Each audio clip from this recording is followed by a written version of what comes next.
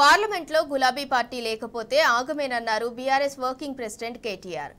BRS ఎంపీలు పార్లమెంట్లో లేకపోతే జూన్ 2 తర్వాత హైదరాబాద్ను కేంద్రపాలిత ప్రాంతం చేయటం పక్కా అని హెచ్చరించారు.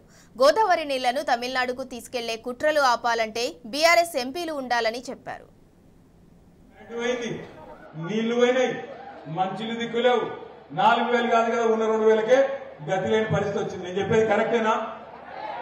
ఒక్కసారి కేసీఆర్ ఉన్నప్పుడే బాగుండే అనేటోళ్ళు ఒకసారి శైలావట్టు ఇల్లు నేనేం బలవంతం పెట్టా మీ ఇష్టం. కేసీఆర్ ఉన్నప్పుడు బాగుండే అనేటోళ్ళు శైలావట్టు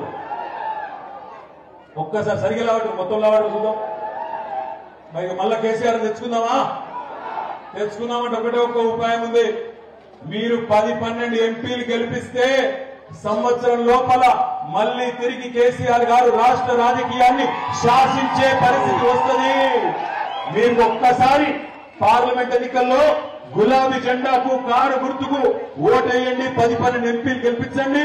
సంవత్సరం లోపలనే కేసీఆర్ గారు మళ్లీ తిరిగి రాష్ట్ర రాజకీయాన్ని శాసించే పరిస్థితి వస్తుంది. మీ అందరినీ కోరేది ఒకటే ఆలోచన చేయండి. ముఖ్యమంత్రి రేవంత్ రెడ్డి అంటున్నాడు, మా ఆడబిడ్డలు బెదిరిస్తున్నాడు. ఏమంటుండు, మరి ఈ ఎలక్షన్లకి కాంగ్రెస్ ఓడిపోతే మన ఉన్న ఫ్రీ బస్సు కూడా ఎత్తేస్తా అంటుండు. మాట్లాడటానికి సిగ్గుండాలనా? చెప్పిందేమో 420 హామీలు, 100 రోజులలో 6 గ్యారెంటీలు అన్నాడు. ఇవాళ ఏ ఒక్కటి కూడా అమలు చేయకపోగా ఒకటే ఒకటి అమలు చేస్తే ఆ ఫ్రీ బస్సు దాన్ని కూడా తీసేస్తానని బెదిరిస్తున్నాడు.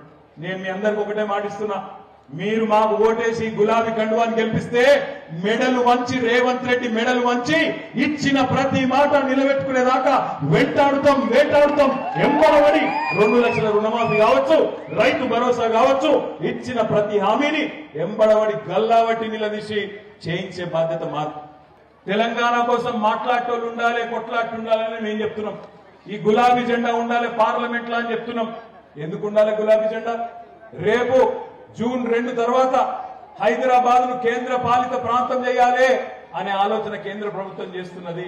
దాన్ని అడ్డుకోవాలంటే ఈ సన్నాసులు కాంగ్రెస్ బీజేపీలతో కాదు, ఒకటే ఒక్క జెండా, గొంతు విప్పి గర్జించే జెండా, గల్లాబెట్టి అడిగే జెండా, పార్లమెంట్ లో నిలదీసే జెండా ఈ గులాబీ జెండా. అందుకే పార్లమెంట్ లో ఉండాలి, మన వాణి అక్కడ వినిపించాలి.